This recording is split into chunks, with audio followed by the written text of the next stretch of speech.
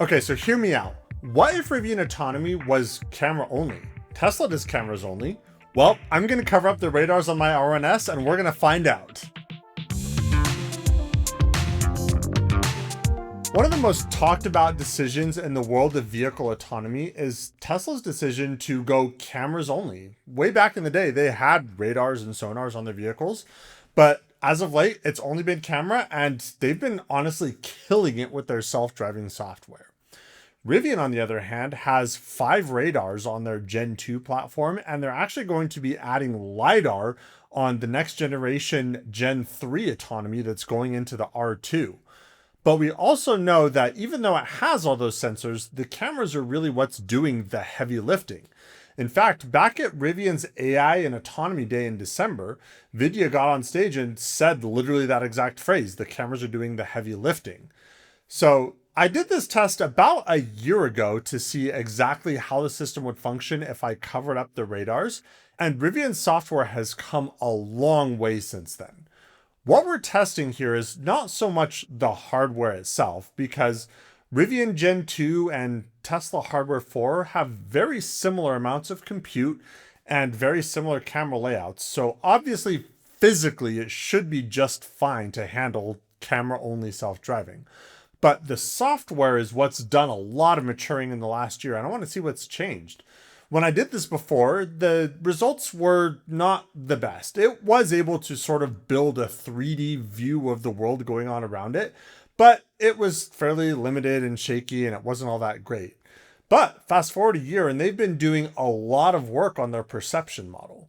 When doing this test, I'm almost certain that it won't let me turn on any driver assistance features because Rivian does like having that extra layer of safety and redundancy. But even if we can't turn on universal hands-free or use any of these ADAS features, we can still look at the driver's display and see if the 3D model of the world that it's building is more or less similar with and without the radars assisting. So let's go for a drive and find out. If you're new here, welcome. I'm Mike, you're watching Thunderbolt Auto, and in this one, we're going to cover up the radars to see exactly what Rivian's system does with cameras only. If you enjoyed just this wacky experimentation, hit subscribe because that's my bread and butter. So here's my plan. I'll go out for a little short road test and I'll take it on various conditions. We'll do a parking lot, we'll do some city driving, and we'll go on the freeway and just get more or less a baseline of how it acts, what it's able to see, what it's not able to see, all of that stuff. Then I'll come back, I'll cover up the radars, and then I'll go out on another road test and see if it is observably different. I don't anticipate being able to use any of the driver assistance features, but we can at least, again, look at that world view that it's getting and see if it's any less stable or anything like that. If you'd like to skip straight to the end result, you can use the chapters down below, but let's get into the road test. Also, I just want to give a quick thanks to Vion for sponsoring this video. In the Utah summer heat, their sunshades have been absolutely fantastic. They're now color matched to the Ocean Coast interior, which is fantastic. And it makes filming these videos so much easier, one, just by controlling the heat, but also controlling the light. If you're interested in accessories for your Rivian or Tesla, you can use my referral code TVOLT to get 10% off. Okay, so we're going to start off in a parking lot just so that we can get kind of a good view of a lot of vehicles in a dense scenario here. So we've got this aisle lined on both sides with vehicles. I'm going to hit the turn signal actually so that we can get a wider view. And they're a little bit on the jiggly side. Not terribly unstable, but definitely some jiggliness going on, trying to decide what vehicles are trucks, what aren't. Okay, and now we'll hit the road and see how it does just kind of driving down normal streets, and we'll hit the freeway as well so that we can get a good view of what things are looking like there. Overall, I would say that it does a pretty good job of accurately showing the positioning of vehicles, far more than on previous versions. Unsure about how much of that is camera versus radar, but that's why we're doing these tests. Okay, one interesting little thing up here. We've got a tow truck up here with a car getting loaded up, Dang it, the people went to the other side of it. So, oh, we saw the people for a second there on the display, not for long. People seem to be kind of interesting on the display, just especially if people are walking near the vehicle and they're sort of like at the boundary between where two cameras are. It seems to duplicate people, and like one person shows us three people sometimes. Can't really tell what direction they're facing or if they're walking. So, you know, while it has the location of the people about right, the number and position, or the number and rotation of the people, is not necessarily the most accurate in the world. One interesting thing I will say is just in a scenario when you're driving down the road like this, the vehicles do tend to be a little bit more stable. They don't tend to jiggle around quite as much as they do in the parking lot. And I'm not sure if that's because the radars are coming into play more, or maybe the AI model just has a better idea of what cars are doing when they're in motion versus just sitting there parked. But stability does seem to be quite a bit higher when you're just cruising around the road. Okay, big line of vehicles on the left lane here.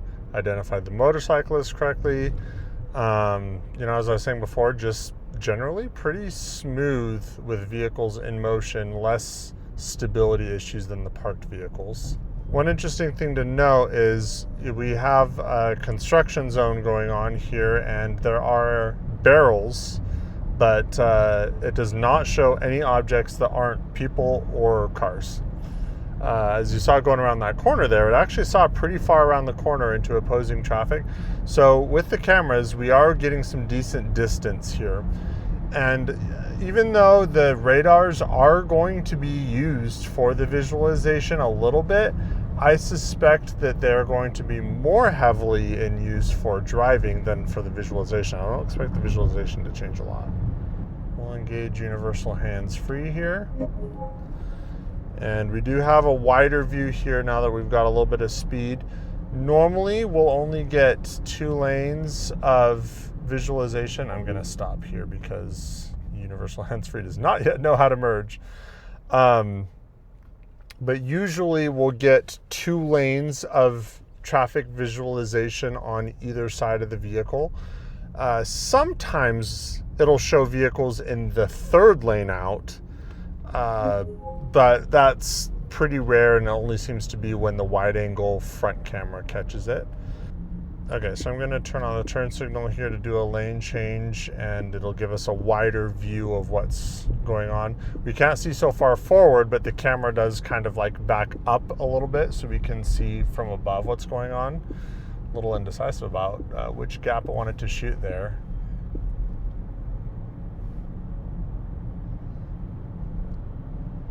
So yeah, and everything is generally pretty stable with the visualization here. Not a lot of jiggliness going on. There are vehicles that are in that far left lane. As you can see that red Honda going by, but that is not getting picked up in the visualization in that 3rd lane over. Like I said, sometimes it shows it, sometimes it doesn't.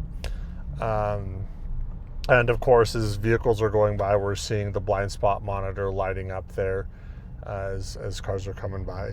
So I am a little curious if the blind spot monitoring functionality is going to be retained with those radars blocked. I have a suspicion that that won't work, because while the large driving model is handling a lot of the visualizations and a lot of the safety features, I think that some of the more basic safety features, like blind spot monitoring, are not actually going through the LDM. I think that those are still just the old, so to speak, dumb systems. And so if the radar's blocked, then that dumb system will not work. We'll see though. We'll see if those blind spot visualizations work. I do appreciate how smooth the camera movements are on the visualization when you're moving between lanes with, you know, if you have the turn signal on and it zooms out and back in, zooming in and out as you speed up and slow down. It's a very smooth and pleasing camera movement that they have going on there. Flying past traffic here in the right turn lane. We can see a few cars that are in that left lane there, but our view is kind of getting a little bit obstructed, so we're only seeing a few of those cars at a time. But, you know, as the theme has been, generally pretty smooth as long as cars are in motion. With universal hands-free engaged, but the vehicle stopped, there seems to be a lot less movement in the vehicles, even the ones that are just parked off to the side of the road here. I wonder if the stability of those visuals has to do with A, just the vehicles not being parked perpendicular. Maybe it's the positioning of them. Or B, maybe it's because there's fewer of them that it seems a little bit more stable. That is interesting. Okay, so here's my setup. I've got basically these lime green, very attention grabbing clean microfiber cloths that I'm going to use to protect the paint. And I'm layering up a couple layers of tin foil inside of them to block the radar signal. And the idea is that I'll fold these up and put them on top of the radar. This is the same setup that I used about a year ago when I did that radar blocking video, and it actually worked very well. It looked dorky and stupid as can be, but it did the job. Okay, and here's the finished product. We've got our layers here. We're all ready to go. We've got 5 of them, one for each corner radar and one for the front. So let's go get these babies mounted up. Oh my gosh, I forgot how stupid this looks. It's hilarious, it's dorky. So we've got our main imaging radar right here on the front, and we've got our 2 corner radars over here and over here.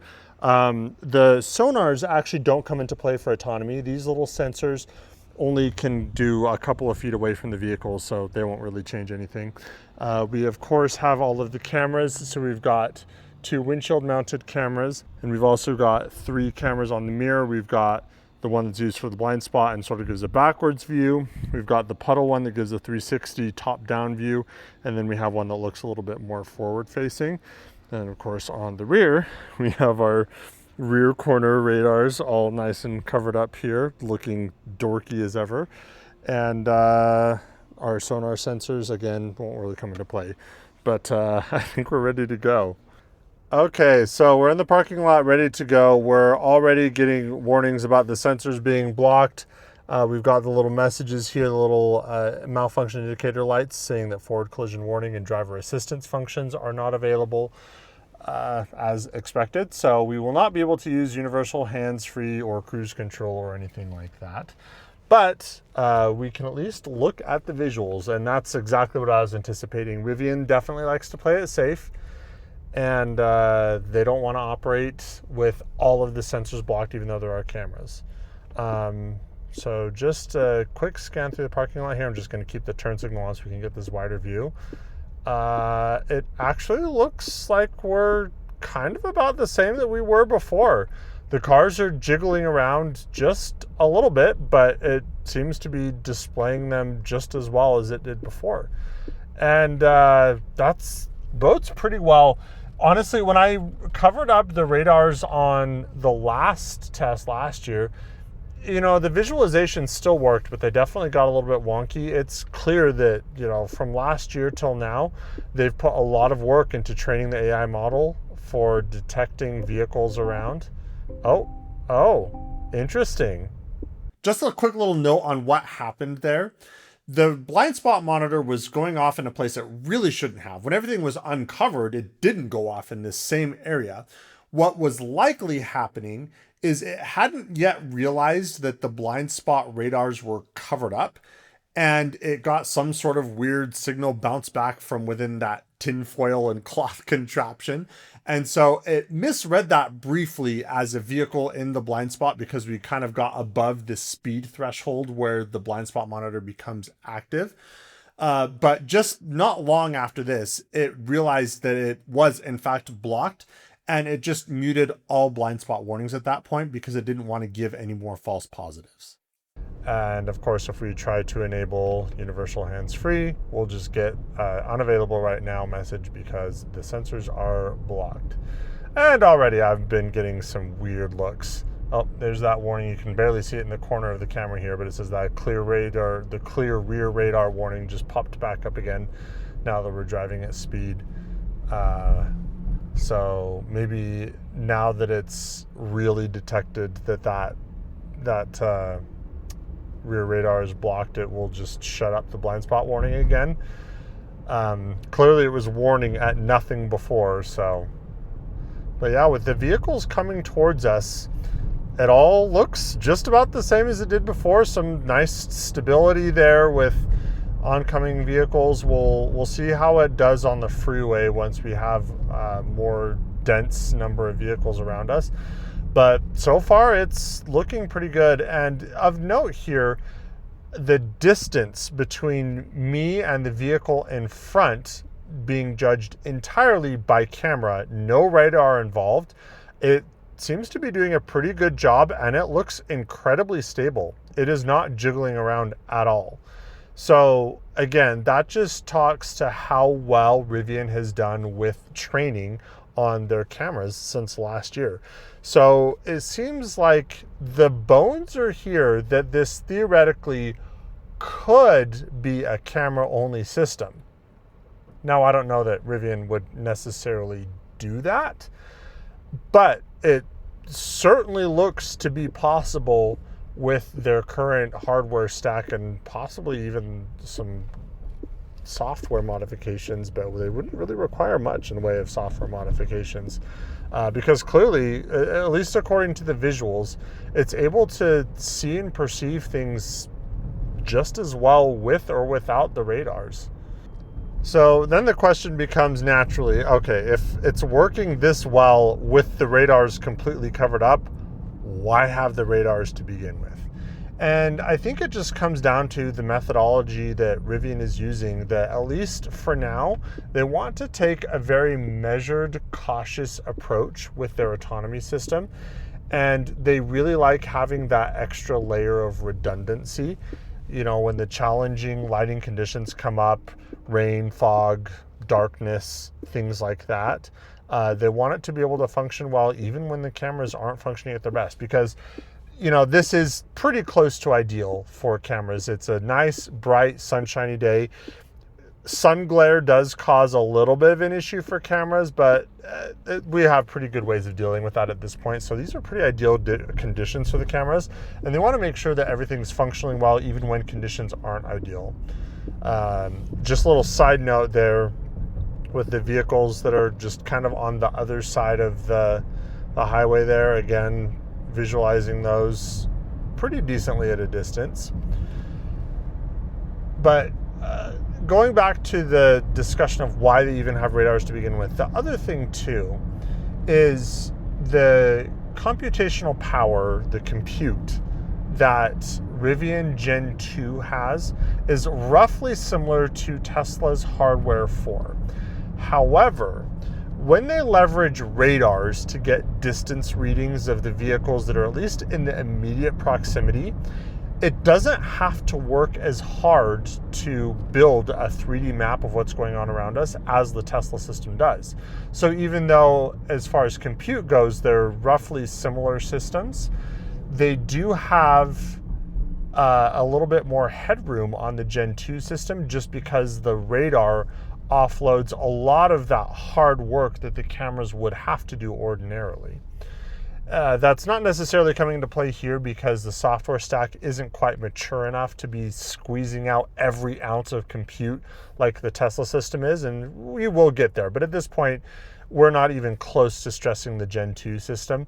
But even when we get there, the radars will help offload some of that work, so it gives us a little extra headroom beyond what Tesla Hardware 4 has, technically and theoretically speaking.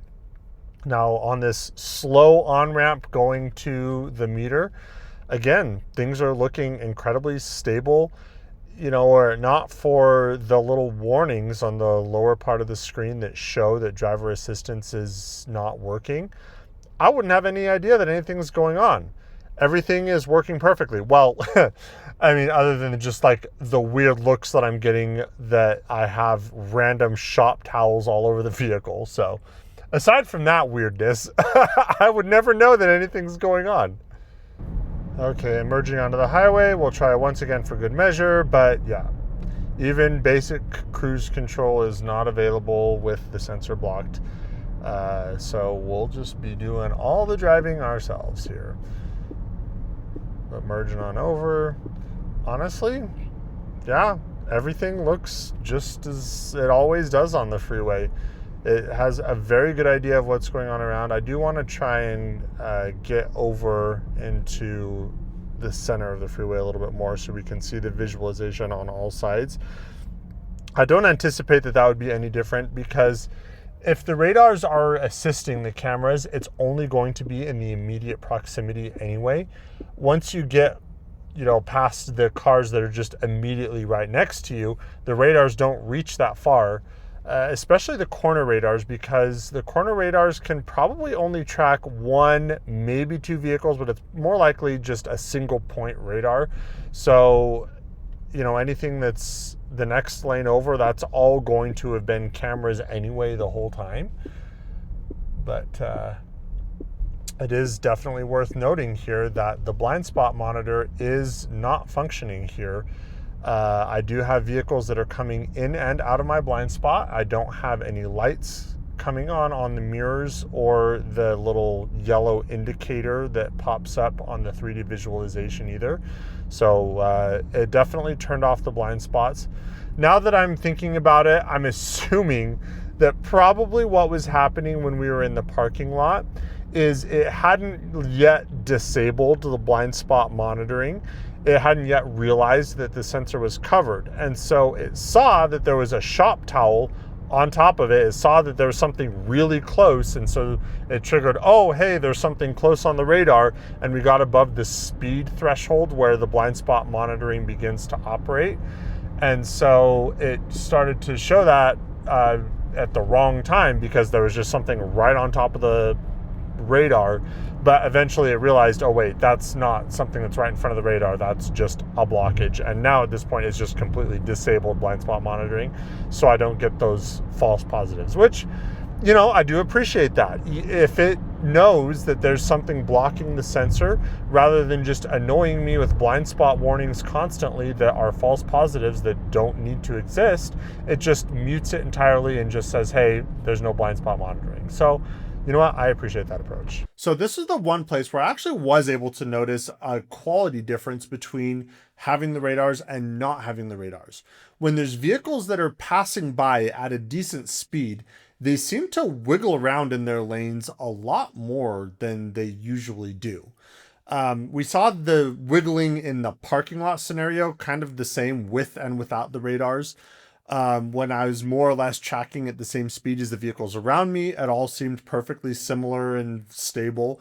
But in this case, with vehicles that are moving a little bit more quickly, it did seem to have a harder time accurately tracking their position without the assistance of the radars. It still did a decent job, but it was worth noting that the radars do seem to be helping in this scenario. So while it's not necessarily as much of a crutch as it was last year, there is a difference. Okay, once again, we're just going to be kind of whizzing by traffic here from the turn lane. Things look smooth, things look good. Position is very accurate. You can see that this Range Rover here was actually sort of riding that dotted line, and that was well represented in the visualization as well. Again, all camera based, so that's pretty impressive. So this definitely goes to show what video was telling us on stage at the AI and Autonomy Day, that the cameras are doing the heavy lifting here. Yes, radars are involved and they are helping. They're helping lighten the computational workload, but the heavy lifting is done by the cameras. They're the hard worker here. Oh, interesting. Adaptive high beams will turn back on when the sensor clears. That's interesting. I did not anticipate the matrix headlights being radar dependent. A little explanation of the warning that just popped up here. As I went under this underpass, that triggered the headlights to come on because it's sort of a tunnel situation. And it came up with a message saying that the adaptive high beams, the matrix headlights, would be unavailable until the sensor is cleared. This one caught me by surprise because by nature, the matrix headlights have to use the camera. The radars are pretty useless for matrix headlights because it relies on seeing the lights from another vehicle and just cutting out a little section of your own lighting pattern so you're not blinding that oncoming traffic or the car that's in front of you. you could more or less use the radar to get sort of rough positioning, but this is more a camera thing than it is a radar thing. So I was surprised to see that it was saying that even though it was the radars that were blocked, that the matrix lighting is unavailable. I suspect that this is sort of just a catch-all sort of thing that Rivian does, where if it senses that the front sensors are blocked, it disables a whole slew of driver assistance features. The cruise control, universal hands-free, matrix headlights apparently, and it just does all of those all together regardless of what is actually blocked and what the situation is. For this particular case, I think I would like to see them refine that a little bit more, because it seems odd to me that a radar would be necessary for the matrix headlights. Needless to say, Rivian software has really come a long way in the last year. Their perception model has really become quite good, to the point where I would say, honestly, I feel like they could operate as a camera-only system. So that begs the question, why does Rivian have radars and LiDAR soon if they can get away with being a camera-only system? And I think the answer here is twofold. One, I think part of the reason that they've been able to come as far as they have in the last year is because of those radars. Radars give very precise measurements for how far away objects are. And combining these distance readings that the radars get with the camera data, they're able to train their AI model. And so I'm sure that a lot of the training that they've been able to do in the last year has been a direct result of having cameras and radars right next to each other, data collecting on all of these vehicles that are driving around. And this is in addition to the ground truth fleet that Rivian has been driving around with their LiDARs. And this is why they actually are putting LiDAR on the R2 soon, to further compound that effect, because they're going to be able to train their vision model a lot more quickly and a lot more effectively with people driving around with LiDARs on their vehicle and collecting this data. So I think their progress in the last year is really just a testament to how powerful of a training data set that has become. Additionally, this was a pretty ideal lighting scenario for cameras. It was in the middle of the day, clear skies, great. But when you get into the dark or fog or rain, it becomes a little bit more challenging for cameras. And Rivian really believes in having that extra layer of redundancy for those edge cases. And I think this plays a little bit more into when you get to unsupervised territory. It's not necessarily in play now, but that's where Rivian's head is at, so to speak. So yeah, they've come a long way. There's definitely still some work to be done with their perception model, but it's come a long way. And I think we're going to see some pretty huge leaps and bounds over the next 12 months, just between the initial version of their point-to-point self-driving getting released, and then even farther beyond that once they have the data collection benefits from the LiDAR. If you want to know more about Rivian's Gen 3 autonomy system and why they're really putting it in their vehicles, I actually did a video on that here that you can check out. And thanks for watching. Oh my gosh, I forgot how stupid this looks. Okay, so this is my Dorkmobile rig here.